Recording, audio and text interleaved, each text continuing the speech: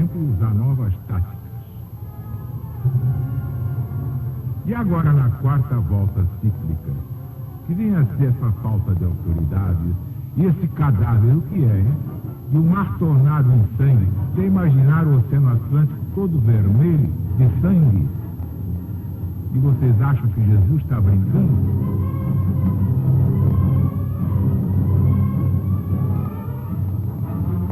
E o terceiro derramou seu cálice sobre os rios, sobre as fontes das águas.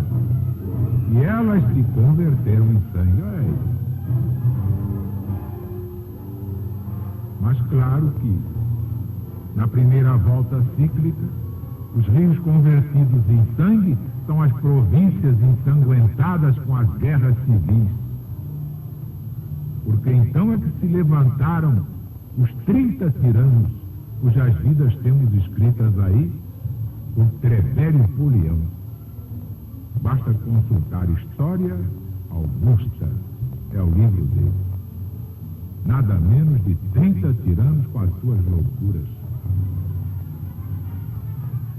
E o quarto anjo derramou o seu cálice sobre o sol. E foi-lhe dado o poder de afligir os homens com fogo e calor. Não é verdade, quando faz um calorzinho de 40 graus, que a gente se sente abrasado? Agora imagine de 80, de 120. O que é que vocês dizem, hein?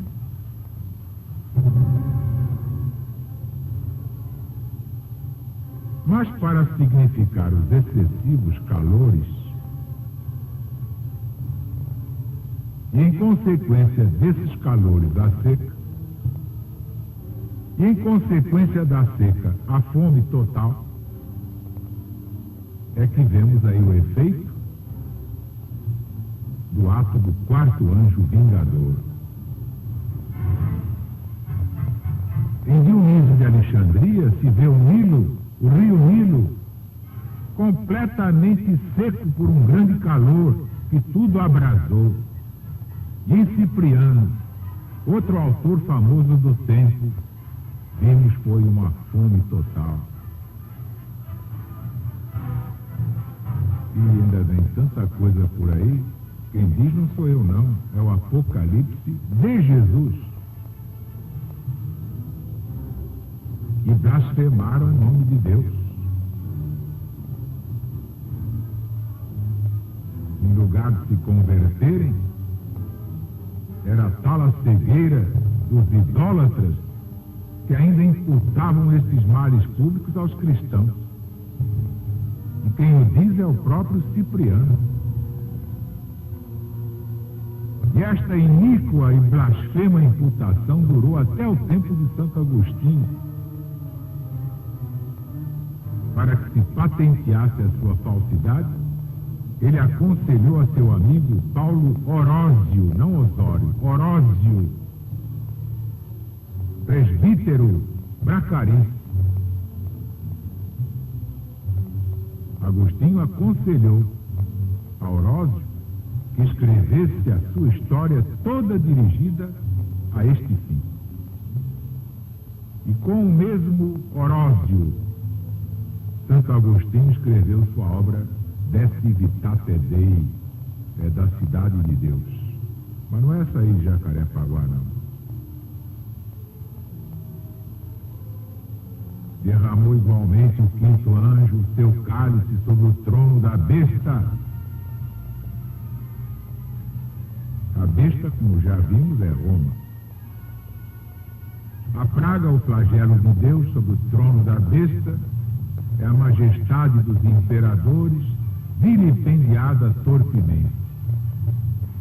Foi o que aconteceu quando Valeriano, vencido, feito escravo dos persas, serviu ao seu rei de banco para ele montar a cavalo. Imagina um rei de 4.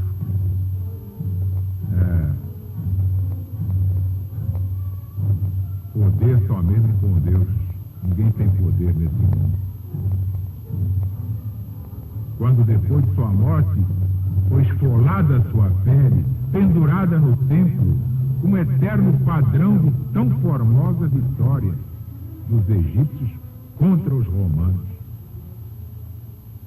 E quando, depois de tantas indignidades feitas a Valeriano, foi a majestade do império ainda mais desonrada pela moleza e insensibilidade do seu filho Galieno. Tudo isso vocês podem ver em Lactâncio de Mortibus Persecutorum, com licença do latinório, mas ainda não há tradução em português. E o seu reino se tornou tenebroso. A dignidade do imperador ficou envilecida, conspurcada pelo grande número dos que a si mesmos atribuíram. Chegaram a 30, entre eles alguns de baixíssimo estofo moral. Ajuntava-se a isto, para maior vergonha do Império Romano, que até mulheres quiseram governar Roma. Até as mulheres diziam: os homens não dão mais nada, vamos governar isso aí. Trebélio Polião põe na boca do Senado este clamor: livra-nos de Vitória e de Zenóbia. E por excessivos que fossem os outros males, o opróbrio passava a todos. Tal foi o golpe que a orgulhosa Roma recebeu no tempo de Valeriano, logo depois da perseguição. O outro golpe ainda foi mais funesto, porque então é que começou a inundação dos bárbaros. Para resistir a tantos inimigos, foi necessário, no tempo de Diocleciano, multiplicar os imperadores e os césares. Desta sorte veio a ficar desonrado o nome César, porque ficou patenteada a fraqueza do império. Um príncipe, sendo só, já não podia defender.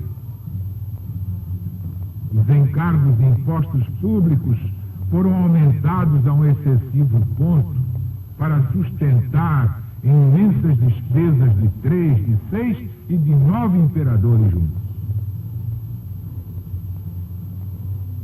E aí estão os degraus por onde Roma, desde Valeriano, se foi precipitando na sua completa ruína até o tempo de Honório.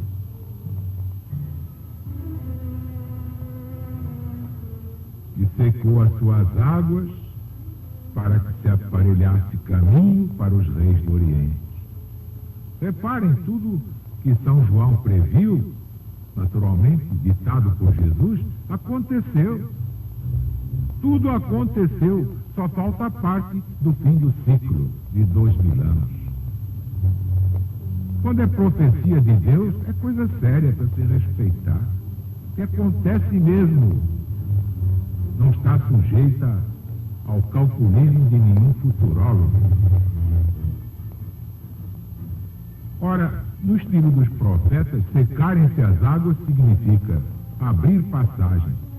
Vocês encontram isso no profeta Isaías, capítulo 11, e no profeta Zacarias, capítulo 10, no Velho Testamento. E aqui temos o Eufrates completamente seco para abrir caminho a Sapor, rei da Pérsia, e aos outros que o seguiram para fazer guerra a Valeriano e os seus infelizes sucessores. E eu vi saírem da boca do dragão e da boca da besta e da boca do falso profeta 3 espíritos imundos. Este falso profeta é o império da mistificação religiosa, filosófica, intelectual, científica, misturada com a idolatria que graça no mundo até hoje. idólatras em pleno século XX. Que vergonha! E esses 3 espíritos imundos, semelhantes às rãs, são espíritos de demônios que fazem prodígios. E tudo mostra que esses 3 espíritos são os mágicos, os adivinhos, astrólogos, que animavam os príncipes contra os cristãos por meio dos seus prestígios e falsos milagres. Ora, serem 3 as bocas de onde esses 3 espíritos saíam, denota 3 tempos em que os mágicos astrólogos valeram muito com os imperadores. O primeiro, Valeriano, ao qual este capítulo se refere principalmente, Dionísio de Alexandria, faz menção de um chefe de mágicos que incitou esse príncipe a perseguir os cristãos, metendo-lhe na cabeça que tudo ia sair muito bem se ele assim o fizesse. O segundo, Diocleciano, um famoso adivinho chamado Tágias, se servia das suas adivinhações.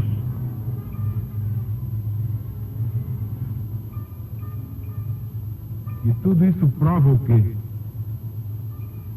Tudo isso prova, infelizmente,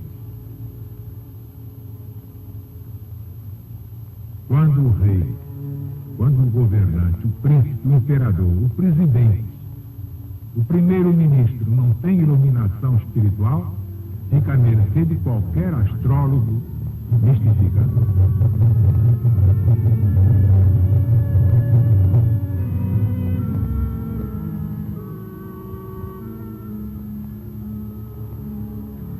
Bem, meus amigos, meus irmãos, amanhã